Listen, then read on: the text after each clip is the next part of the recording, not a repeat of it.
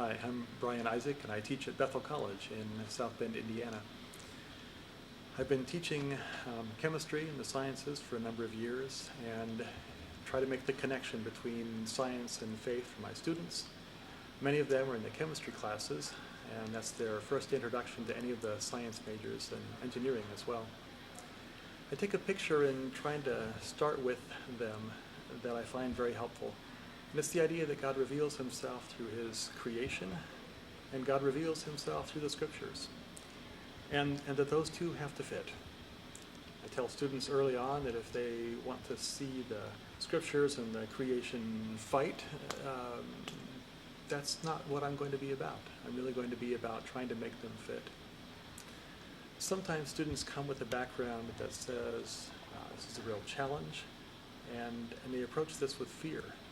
And I try to allay that with the idea that if you have, let's make this hand the scriptures and this hand the creation, if you know one side already, the scripture side, well, that's enough to hold the other side accountable. So if the creation reveals, or if the scripture reveals a certain character for God, that same character, those same character qualities should also be revealed in the creation. And that sets them at ease quite a bit with their fears. It's good to know also that the two can go together. That tends to strengthen faith when we're done. And it's also a reminder too to believers that we can't really go forcing the one side, for example, the creation side, to hold to certain biblically ordained views before they can even get started. It really isn't that way. The basic evidence that God gives us in the creation and nature is really enough to reveal his character qualities. Enough so that if we only have one side, we're without excuse.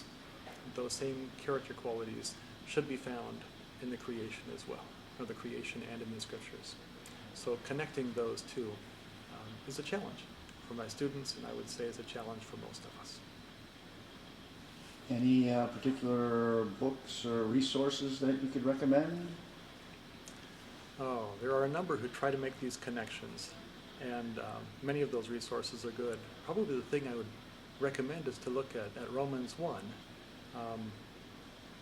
The whole idea of God, I'll start with verse 16, God revealing himself through the Gospels. I'm not ashamed of the Gospel. It goes on there for a few verses. And then in Romans 1:18, God's wrath is revealed when we try to suppress any witness of him. It goes on through verse 20 and talks about what those witnesses are that God would be angry if we suppress.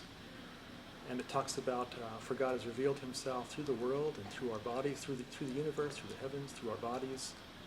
And that creative witness is there, really leading someone who has access only to the creation, for example, to be without excuse.